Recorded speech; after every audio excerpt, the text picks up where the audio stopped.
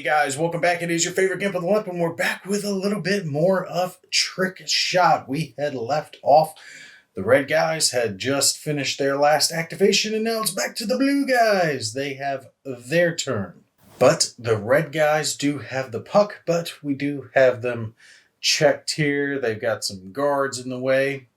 And blue is in a position to where they can potentially score soon, but they got to get across this line. Remember, there's the offensive line. You got to be over here. It counts as a slap shot if you take a shot from back over in this neutral zone over here.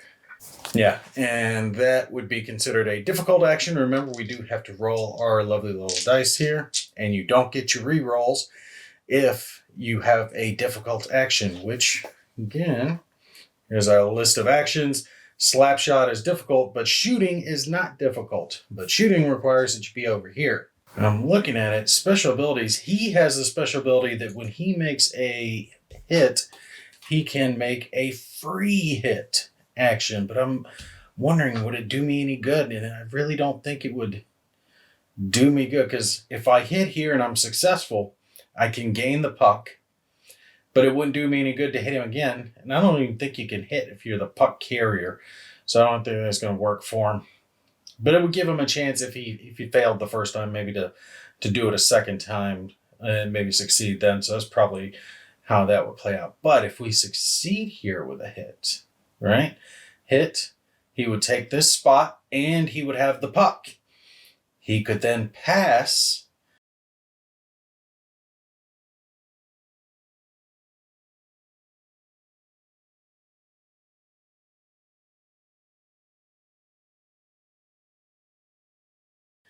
to our wingman over here, who could then attempt to shoot. But there's two choices, okay? So remember, our dice start adding up. Start with 1, go to 2, 3, 4. You keep adding these dice in, and it's more likely you're going to fail. Hitting would be 1 die. Passing would be 2 die. And then he would be starting, the wingman, if he got it, with that 3rd die. I can either slap shot with 3 dice, or I can move him forward and then hit, but then he's going to be rolling 4 dice with who knows how many re-rolls left. But it gives him a chance. We potentially get a score going on here, which is what we need to have happen. I want to have someone score in this game, so we're going to make the attempt. We're going to make the attempt. What works out in our favor is the fact that hits in this game, again, are considered regular actions because of our arena ability. So that makes it to where he can have a re-roll here, and it's not difficult. So he has a chance. All right, so yeah, we're going to hit. We're going to try to take this puck. And then I get a free hit if I fail, but that would be bad because that puts me too far up and I won't be able to pass. So I really need this first one to succeed. All right, so let's take the hit action, see if it succeeds. It does. He got a blank. That's perfect. That's exactly what we need. That means he succeeds. We do not have to worry about it. No penalty either. You do have penalties that come into play if you poke or hit and it's failed, right? So the penalty only comes into play if you fail. Since we did not fail, we succeed. We will gain the puck.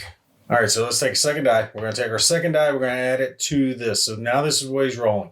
He has the puck. He can't shoot because he's checked. He can't move because he's checked, and he's the puck carrier. Puck carrier is checked if he has opponents adjacent to him, but he can pass. Now, I wish it had it somewhere on this little rule summary here on the back, the things that you can't do if you're checked. But it does say it in the rule book about what things are restricted. For us, we're going to make our pass. What we want here is not to fail.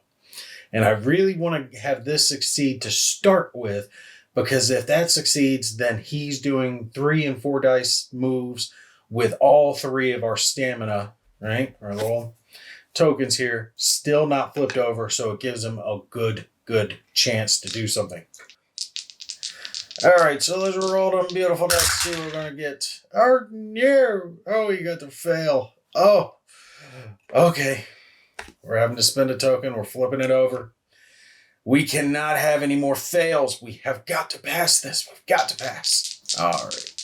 All right, let's roll her again, see what we're going to get. Oh, perfect. Yes, that means it passes. Now, these, if he had failed, right, and I couldn't re-roll, and he had a couple of those, let's say there was a third die in here. There wasn't, but let's say there was. There was an X. That would mean the pass would continue on as many squares as those pucks, but we do not have that happen.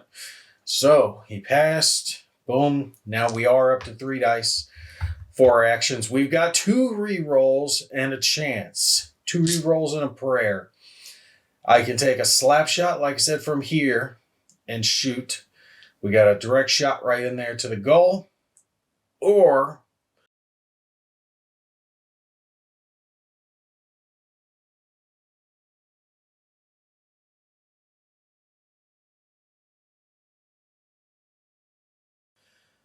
I can move forward 1 and then I get re-rolls. Really doesn't matter how far I go in.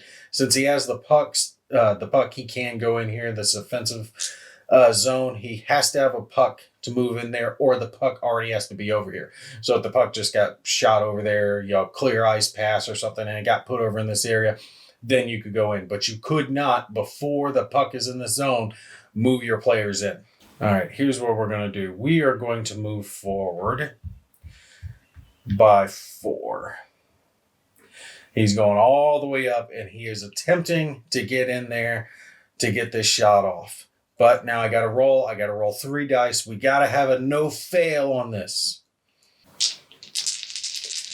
All right, let's roll for our move. Roll for the move. All pucks. Yay, all pucks. That's successful. Now, here's the thing. And I was looking for it because here's where the game starts to get a little squirrely. Zoom in so you guys can see this. He is in the position, and had one of these been a reaction move, I was thinking, well, all right, I can take and move the red player over. But that's part of the reason I specifically moved him up to this square, because this square has an advantageous position to it in the fact that it doesn't matter where the goalie goes. So if a reaction had been rolled, it wasn't, but let's say it was, the goalie could have moved over like this, and hey, I'm blocking the shot, except no, you're not. Because there's still a shot open diagonally. So he could shoot in from any of these directions to get it in. Either diagonally, boom, like that, or straight in like that. So the goalie doesn't have the chance to stop the puck from coming in. Now, all we got to do is roll 1 more. We got 4 dice without a fail. That's where it's starting to get a little squirrely. But I got re-rolls, so we got a chance. We got to get this score going because I really do not want to have the line switch happen now. Not when the puck's here because it's so close. But he's screamed away. He's all over here in the offensive area by himself. There's a couple of red guys over there, but they're slower. The center can only move 3. The defensive man can only move 2. So he can get close, but not close enough. He would have to get orthogonal, I think, to do a hit to him. Regardless, doesn't matter. There's still the goalie there. And here's the thing. This goalie has a special ability. He can check opposing players. That is brutal. So being in this position actually isn't as advantageous because of this special ability. But doesn't matter. He didn't get the reaction, so now we just need to get the puck in there. All right, let's roll it. No, look at it. Look at it. Swigger over. Boom. He shoots it in. It goes off. Dun, dun, dun, dun. And I can't sing that thing, but you know the tune, the little song that plays every time in every sports movie ever. Blue guys score and beautiful. Yay. We got our little thing here. We can tick it over. 1. Boom. Just like that. We are good to go. But on top of that, we have the resetting the board. You do it at certain things. Start of a new period, after a goal is scored, after a fight, then if your goalie is the puck carrier at the end of your turn. These are times where you have to reset the board. Since a shot was made, they scored, now we have to reset the board again.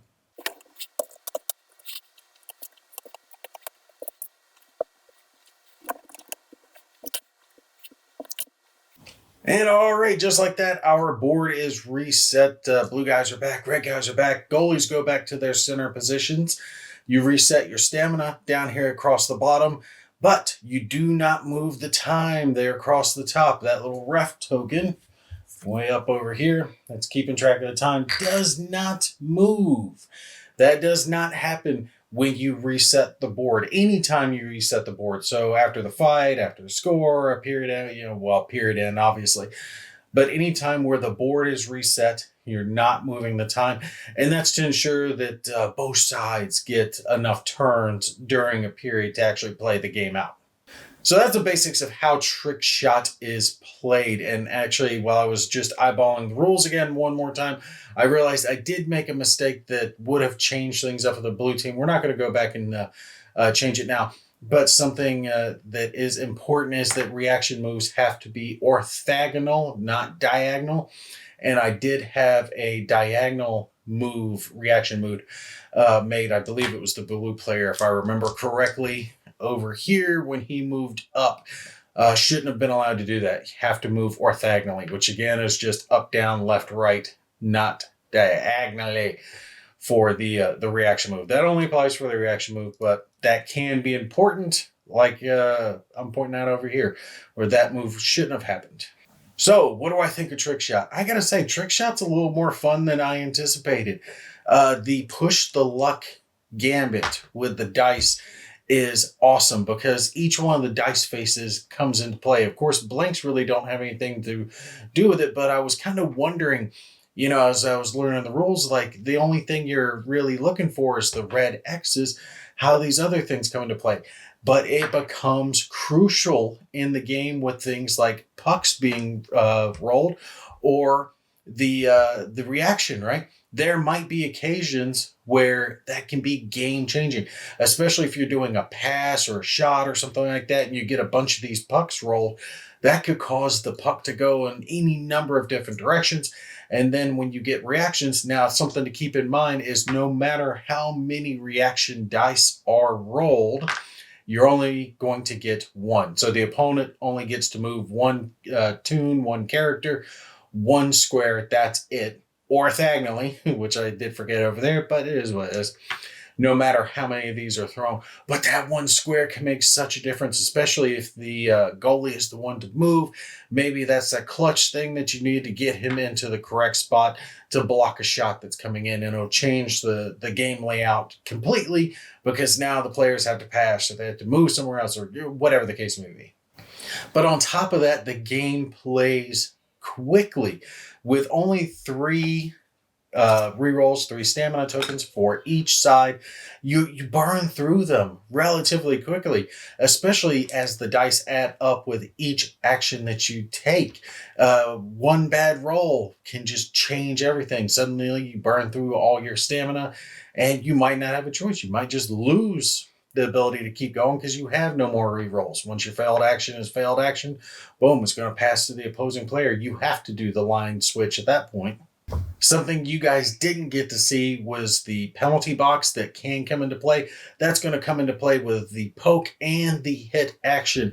Now, for us, with hits being regular actions in this game, because the card we had for one of the specific teams, it made it a little bit easier so they were less likely to fail the fight. So I didn't do as much poking as I might have done otherwise. But the basic gist is you're hooking, you're jabbing, you're trying to get the puck from the opposing player.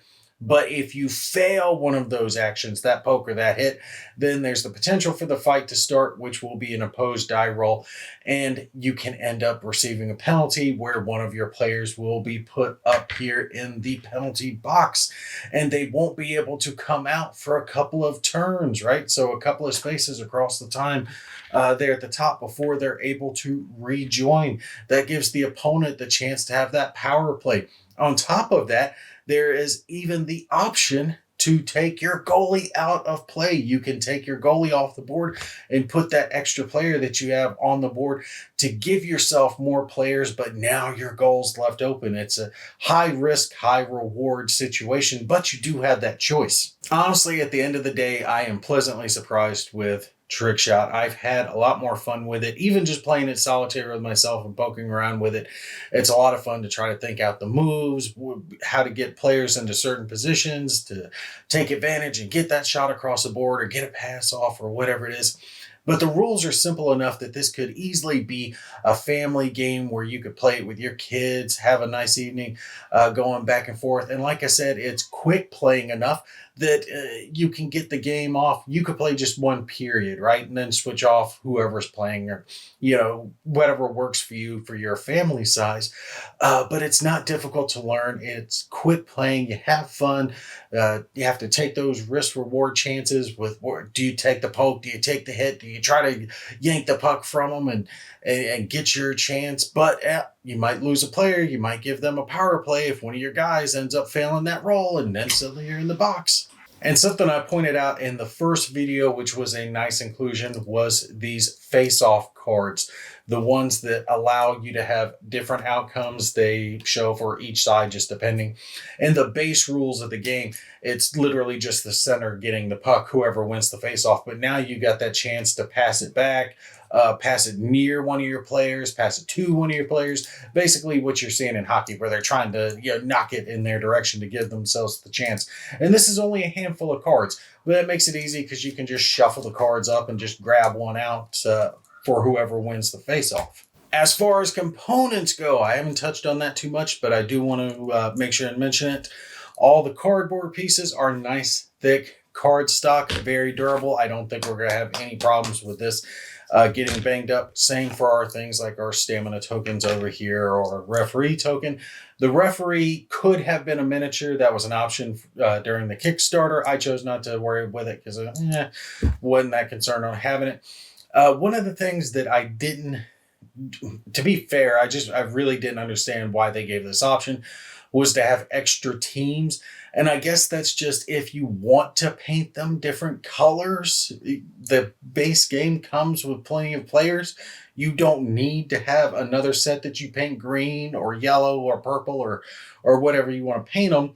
That's really more like a player preference. If you want to have the extra teams just so you can put whatever specific colors, go for it. But if that's something that doesn't concern you, you absolutely don't need the extra teams. You have everything you need player-wise right here in the box. I will say if you are playing this with your kids, the dice are great. They're nice and chunky and they got a good sound to them, but they are rather large. And as you can see, I mean, I got a big hand, but these are all the dice that come with it. You get 8 of them, and it fills my hand to have the dice in there. So if you get a kid playing it, you might have to help them with a roll or have them divide out the amount of dice that they're rolling, just depending if they end up pushing their luck into the higher amounts.